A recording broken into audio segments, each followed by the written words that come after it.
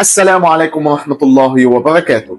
تخيل ان الشاشة اللي قدامك مش مجرد قطعة الكترونية، دي حاجة عندها عقل بيحلل وبيفكر وبيقرر ازاي يعرض كل مشهد قدامك بالطريقة المثالية. بس السؤال، ازاي الشاشة بتعرف تظبط الالوان في الفيلم وتخلي الحركة ناعمة في المباريات وتديك اوضح صورة في الالعاب؟ الموضوع مش صدفة ومش مجرد جودة شاشة عالية، دي وراها عقل خفي هو اللي بيتحكم في كل بيكسل بتشوفه، ومن غيره حتى أغلى شاشة في العالم مش هتقدر تبهرك بالشكل اللي انت شايفه دلوقتي. خليك معايا لنهاية الفيديو عشان نعرف يعني ايه هو العقل الخفي.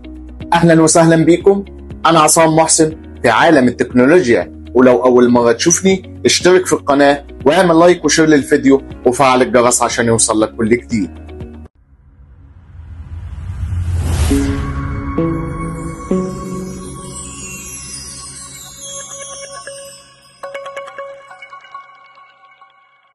العقل الخفي اسمه الخوارزميات، فخليك معايا النهارده عشان نفهم مع بعض يعني ايه خوارزميات، بتتكون من ايه، وازاي فعلا بتخلي الشاشة تفكر.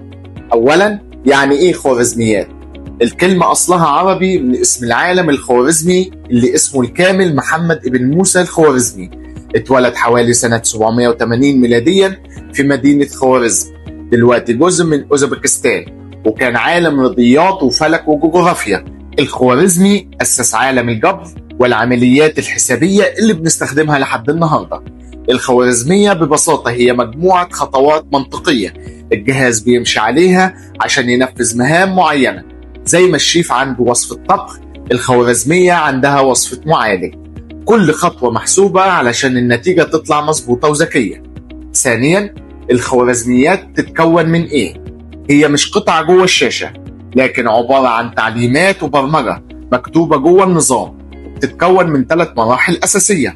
رقم 1، المدخلات، الصورة أو الفيديو اللي الشاشة بتستقبلها. رقم 2، العمليات، تحليل الألوان والسطوع والحركة والتفاصيل. رقم 3، المخرجات، الصورة النهائية اللي بتشوفها بجودة عالية وألوان دقيقة.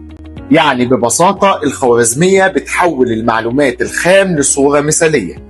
ثانيا، ازاي الصورة بتتحول من إشارات إلكترونية لصورة حقيقية.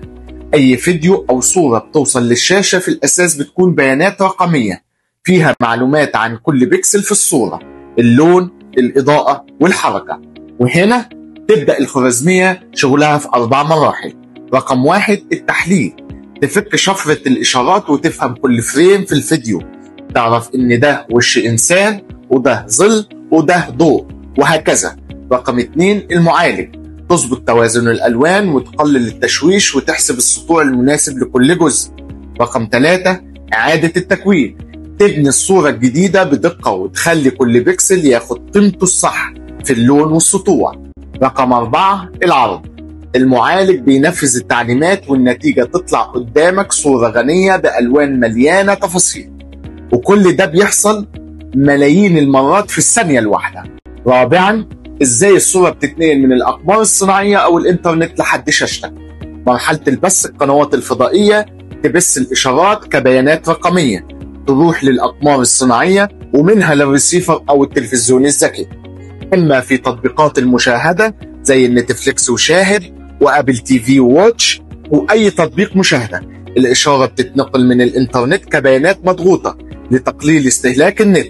وندخل بعد كده مرحلة فك الضغط، المعالج الداخلي يفك الضغط ويفصل الصوت عن الصورة، وهنا تبدأ الخوارزميات تحلل كل إطار وتحسنه. وبعد كده ننتقل لمرحلة المعالج والعرض، الخوارزميات تظبط الألوان والتباين وترفع الجودة قبل ما الصورة تتعرض، وكل ده بيحصل في جزء من الثانية. يعني من أول محطة البث أو الريسيفر لحد ما الصورة توصل لعيونك فيها سلسلة ضخمة من العمليات اللي الخوارزميات بتتحكم فيها بدقة رهيبة. السؤال هنا، هل الخوارزميات هي المعالج؟ لا، المعالج هو المنفذ والخوارزمية هي المفكر. نبسط أكتر، المعالج زي العامل في المصنع، والخوارزمية هي المهندس اللي بتقول للمعالج زود التباين هنا، عدل الألوان هنا، قلل السطوع شوية. الاتنين بيكملوا بعض، بس اللي بيوجه هو الخوارزمية. خامسا، دور الخوارزميات في عالم الشاشات. الخوارزميات بقت مسؤولة عن كل حاجة في تجربة المشاهد: تحسين الألوان، رفع الجودة، تقليل التشويش، تحسين الحركة في المباريات والألعاب، وتفعيل الذكاء الاصطناعي اللي بيتعلم من نوع المحتوى ويظبط الصورة تلقائيا. يعني باختصار، الخوارزميات هي اللي بتخلي الشاشة ذكية بجد.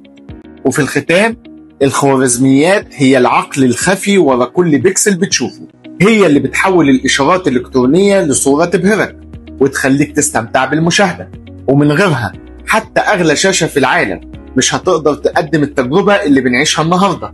في المرة الجاية وانت بتتفرج على فيلم أو بتلعب جيم، افتكر إن اللي ورا المشهد ده مش الشاشة بس، ده شغل الخوارزميات اللي بتفكر وتقرر وتنفذ علشان الصورة تطلع بالشكل المثالي.